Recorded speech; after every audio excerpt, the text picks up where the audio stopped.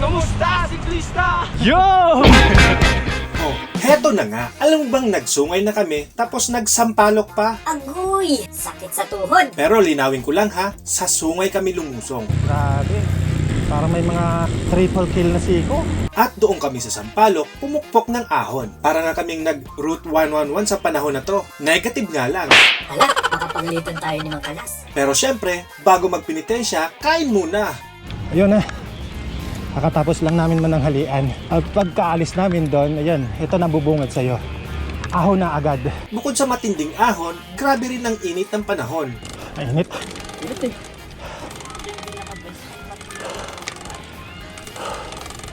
Wala na, ubos na. Yung kinain ko biglang natunaw na. Kaya naman ako'y ubos na rin. Pero konti pa, susubukan ko pa. Sagad na, di ko na kinaya. Are you ready?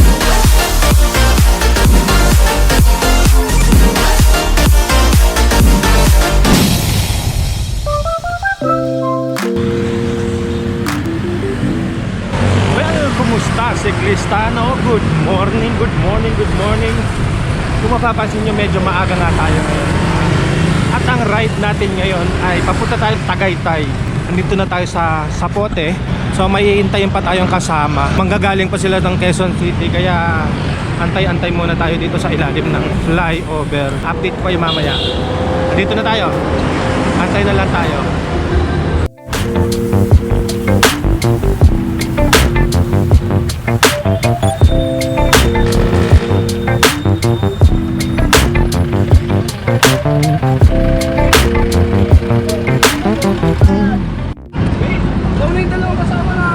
Sinong may kasama pa kayo, iba?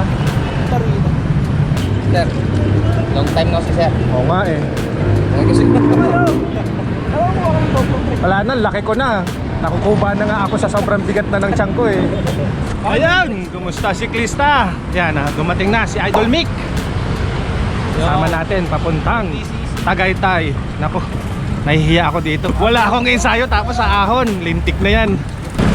Kaya Idol Mick, if ever na mahuli ako sa ahon, iwanan nyo na ako ha. Antayin nyo na lang ako sa taas. Kasama natin si Idol Mick, ito nasa unahan natin. Yung isang nasa unahan si Jerry Boy. Dati na natin nakasama yung papuntang Tagaytay. Matagal-tagal na panahon ha. Ito na yung kasama nilang dalawa. Hi sir. Nice meeting you sir. Yep po, Yep Breeze, Yep Breeze. mga tikas lang. Yo, ara. Yan tayo maliligaw dyan, diretso na lang yan. Wala nang ligaw to, straight na lang. Yan na, nasa Aguinaldo Highway na tayo. Oras natin 6:33. So ayun si Idol Jerry Boy, yan ang pacing niya. Yan ba susundin natin pacing? Para mabilis. Papunta pa lang, iniisip na yung pauwi. Hindi pa nga nag-enjoy sa ride. Pauwi na agad.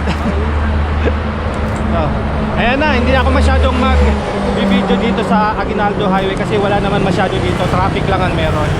Doon na lang tayo sa Tagaytay, Palusong. Yun ang maganda, yung Palusong doon. Tsaka yung mga view doon. Update na lang. So, shoot! Meron tayong degreaser galing kay Idol Mick. Thank you sa Recycle. Panibagong degreaser, saktong-sakto to. Yun, thank you. So, let's go! Yeah, I'll be there for you when you were all alone. I'll be there for you, 'cause I know that I'll be there for you when you were all alone. Oh, I'll be there. Yeah, I'll be there. Oh, I'll be there for you, there for you, there for you, there for you, there for you, there for you, there for you. Oh, I'll be there for you.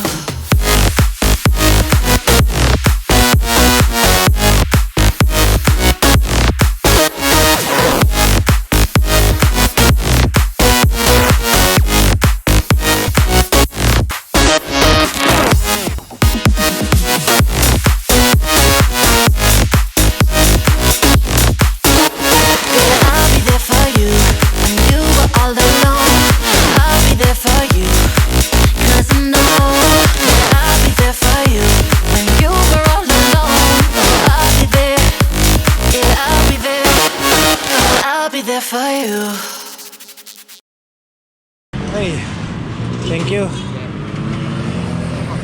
Courtesy of Jerry Boy. Yun na, lapit namin sa rotonda oh. Kitang kita na. Ginhawa pag naabot mo na yung taas ng tuktok. Taas ng tuktok. Whew. Wala na. Balikat na. Sakit. Balikat na. Yan na. Yung rotonda. Nasaan na sila? At ako'y pinupulikat na. Biglang nanigas yung binti ko. Pagbaba ko doon, biglang nanigas. Pinulikat ulit? Oo. Talaga nagdala tayo ng efficacent oil. Let's go. At diretso na ito ng People's Park. Pero hindi kami diretso doon. Bababa kami sa Sungay Road. First time ko sa Sungay Road. Pero hindi ahon. Doon kami lulusong. At aahon kami doon sa Sampaloc. Panibagong experience na naman yung para sa atin. Ayan o. Dito na kami kakanan sa Talisay. Whoop! Dito, sa lugar na to kami dadaan. Bababa kami dito. Let's go! Ito na nga, umiko na nga kami dito sa Talisay Road. Ito na nga yung Ligaya Drive o mas kilala sa tawag na Sungay Road. Dito pa lang sa part na to, check mo na agad ang preno mo. Alam naman natin na napakadelikado ang mga lusong dito.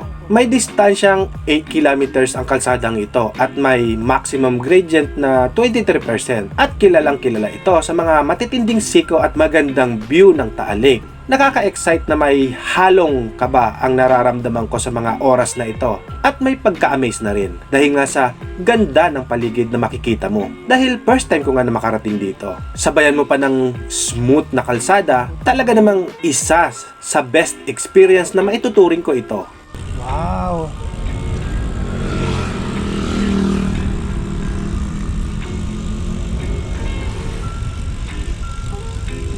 W! Ay.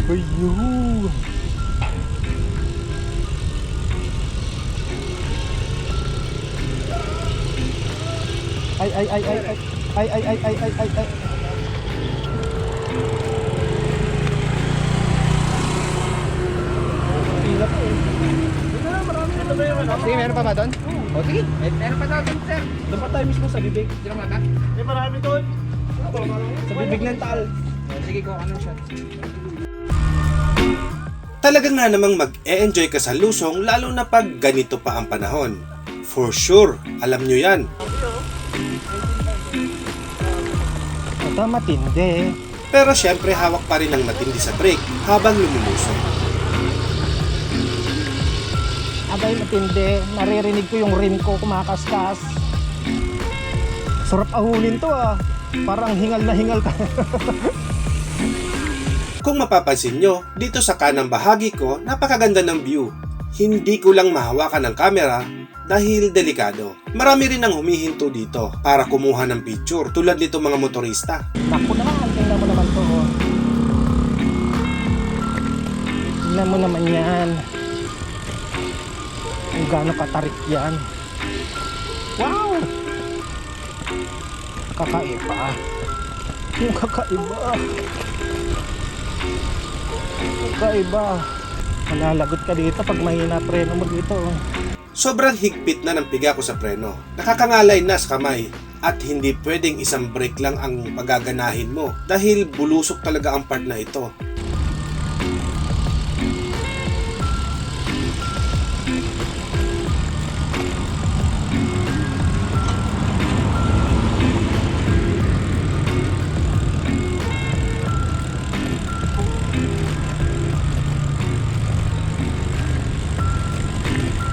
Masakit sa kamay.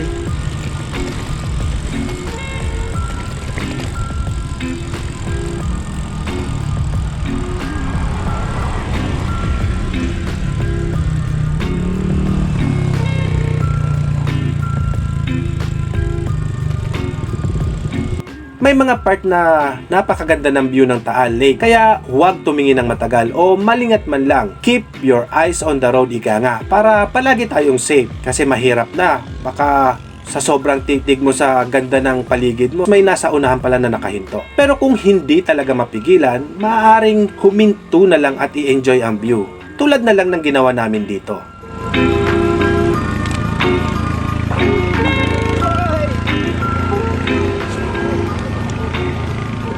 Picture muna. Ay, mga picture natin oh. Sayang.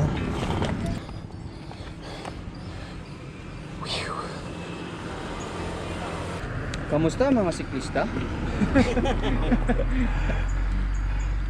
Ayun nga pala mga siklista. So dito po tayo sa Pinaka moment bihira lang. delikadong lugar mga siklista. Hindi to ahon ha. Lusong to. Tumukod sa lusong. Tumukod kami sa lusong. Andahan lang. Halos may kalapitan lang ito sa Las Piñas kung saan ako nakatira, pero di ako pumupunta dito ng mag-isa dahil na rin sa wala akong ensayo at alam ko na hindi ko kakayanin ang rutang ito. Hindi pala talaga pag dito ka aahon. Grabe.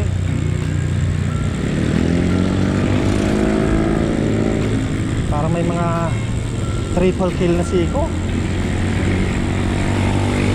Siguro iba ang usapan pag dito ka aahon dahil kita nyo naman napakatindi ng bawat siko. Pamatay kumbaga. At sa rate kong ito, hindi ko kakayanin ng ganitong mga ahon. Talaga naman.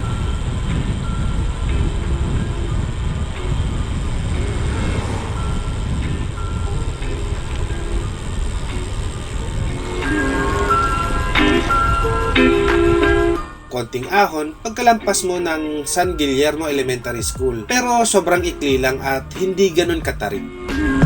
Ahon din pala. Kala ko losong lang eh. Tapos mamaya ahon na naman. Reklamo na yun. Continuous. Sa matatarik na lusong. First time kong napadpad dito. Talagang kabigla-bigla yung mga lusong. Kung mahina-hina premor mo, o-overshoot ka talaga sa bangin eh. Ang problema, pudpud na yung brake natin.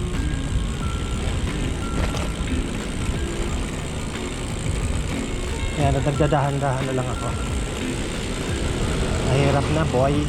Kaya minabuti na rin namin na huminto at kumuha ng konting clip para sa aming video at nag-picture-picture na rin. Siguro kung paahon ka, pwede ka dito magpahinga, kumain ng konti, mag-rehydrate para paghandaan ang matinding ahon.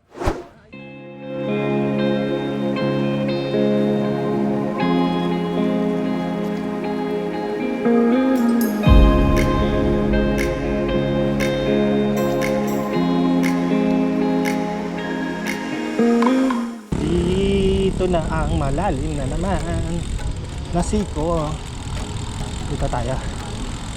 Sheesh! Balik na uli sa matinding lusong. Medyo ngalay na rin ang mga daliri ko o yung mga kamay ko. Kailangan kasi ng matinding hawak sa preno. Panigurado ubos ang brake pads mo dito. Pero enjoy pa rin sa ganda ng paligid. Wow, wow, wow, wow, wow, wow, wow. Alam ko na sa susunod, hindi ko to aahunin.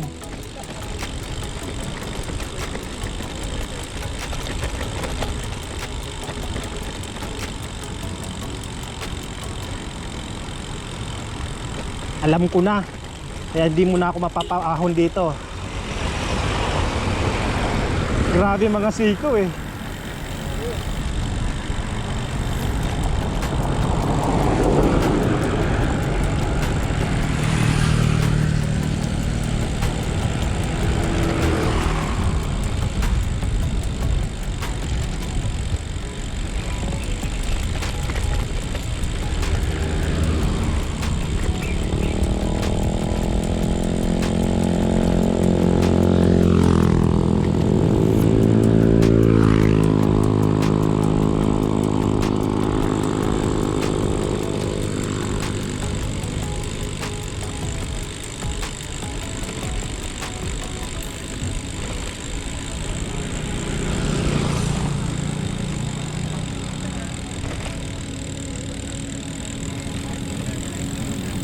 Malapit na kaming makababa pero kita nyo naman, napakaganda pa rin ang madadaanan mo.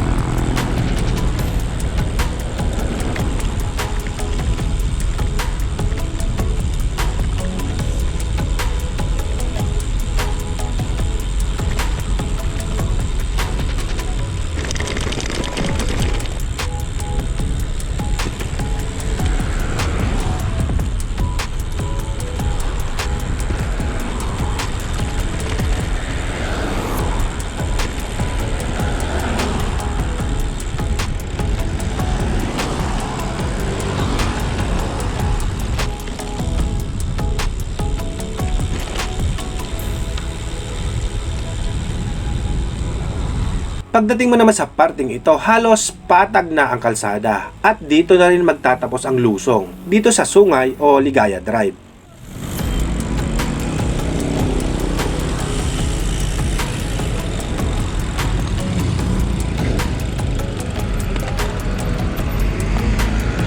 At sa wakas, nakababa rin kami ng Sungay Road. Ayan. Dito na kami, no? Medyo gutom na nga rin kami, kaya hanap muna kami ng makakainan. Ginaid na kami ni Idol Mick dahil makailang beses na rin siyang pumunta dito, kaya siya yung nakakaalam kung saan masarap makakainan. Oh, nasa tabing dagat na tayo. Ilawa pala. Hindi pala dagat.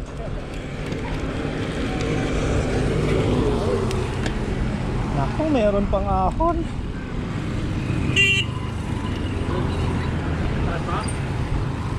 Konti lang. Okay na. Oh!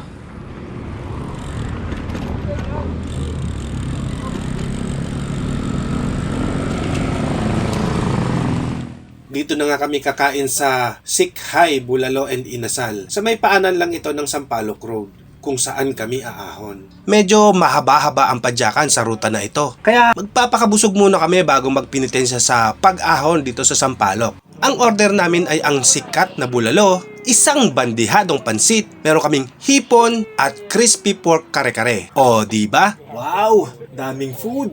Ano po, sir? Kain na na! Raps! Sobo na, kaya ready na. Yun na. Kakatapos lang namin mananghalian. At pagkaalis namin doon, ayan, ito nang bubungad sa'yo. Ahon na agad. At sobrang init.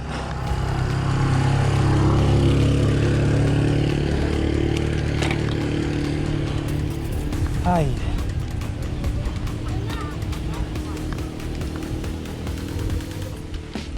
Ito naman yung Sampaloc. Ahon sa Sampaloc. May mga bundok. May maganda dito. Yung tanawin. Grabe init, grabe. Sus. At dito na nga kami sa Sampaloc Road. May 12 km ang distansya mula sa baba hanggang sa Tagaytay Rotonda at mayroong 19 to 20% na gradient. Minabuti kong maghinay-hinay na lang sa ahon dahil kakakain pa lang namin at bukod pa doon ay sobrang init ng panahon. Alas 12 na kasi ng tanghali kami nagsimulang umahon.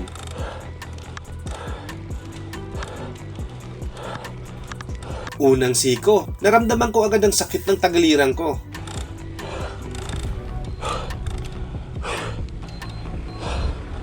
Sobrang nakakahingal talaga, lalo na sa part ko na walang kaensa-ensayo. Halos hindi ko na nga mapansin ang ganda ng tanawin habang ako'y umaahon. Dapat mga ganito lang lagi, oh. Sarap na yung ganito. May part na medyo banayad lang ang ahon. Sa mga batak siguro, mamaniin na lang nila ang ganito. Pero sabi ko nga, wala akong ensayo, kaya kahit medyo banayad ang kalsada, hirap pa rin ako.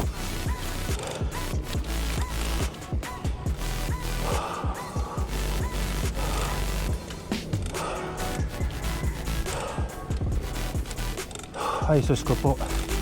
Ang siko na yan, malamang.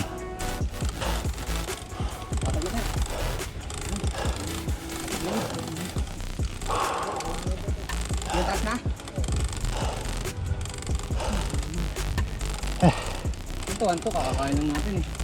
Hinay-hinay lang, pre, kwentuhan lang kasi. Putang ina eh. Wala kami kinain ko dalawang rice, mga kaibig. Wala pa na kumakaw. Gagaan na tayo. Ito lang. Mas maganda sigurong umahon dito kapag maaga. Yung tipong malamig pa yung klima. Panigurado mag-i-enjoy ka. Nakakadagdag kasi sa pagod ang tindi ng init. Sir, crumbs mo? Wala na, pero yung sakit sa tagiliran meron. Sakit? Grabe na. Lumipat sa tagiliran. Oo.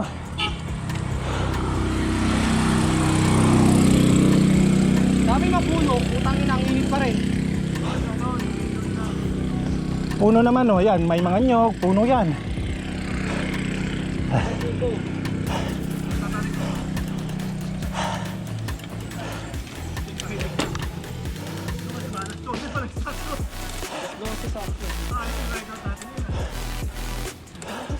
Mainit.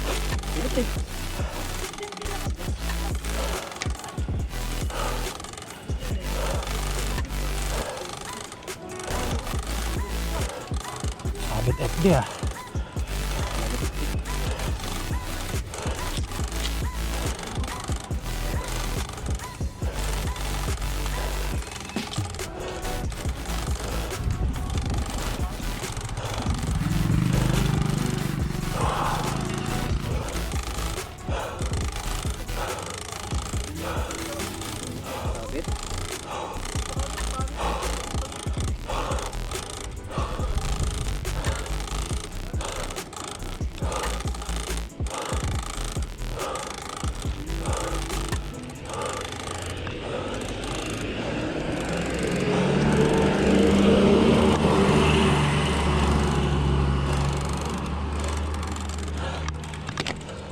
Sige, diretso lang.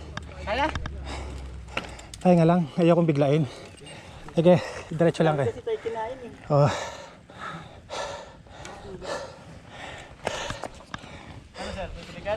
Hindi. Okay lang. Malapit na yung ano, hayaan. Oo nga. Ito matapos lang natin. Oo.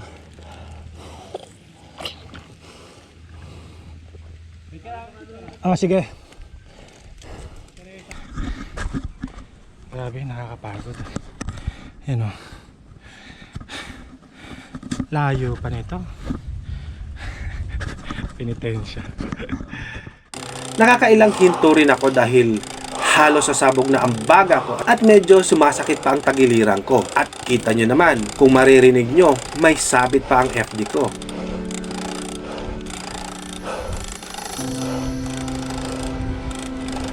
Tins kaya? Grabe na talaga ang pagod ko dito. Kung maririnig nyo lang talaga ang hingal ko. Hingal kabayo na Sige. talaga ako.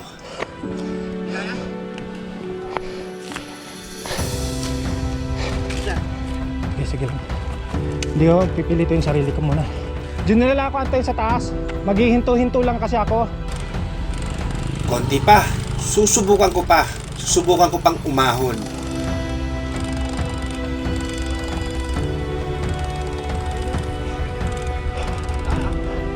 At hinto na naman ako.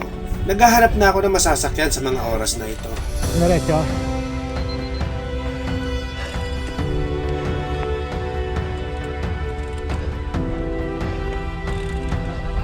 Sige lang.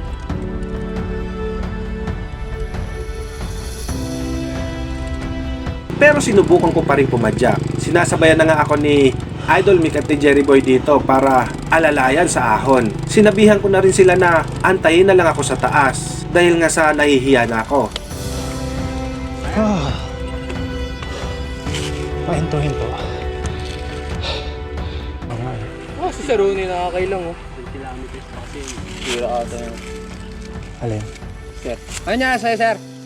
Ano niya sa'yo? Ah, ito nga rin, sir eh. Kasama namin po.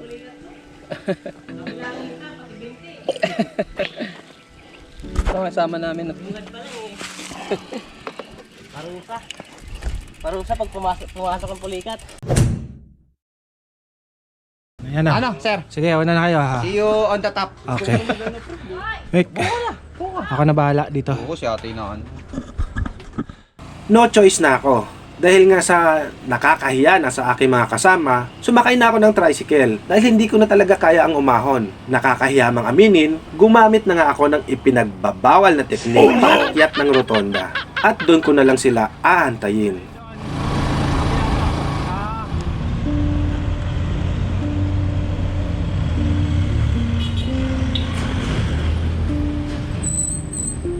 Hindi, inantay ko kayo. Katsaka mainit din eh. Makabagdamdami pa naman yung paalam ko. Nantay ko na kayo, sabi ko mainit pa naman.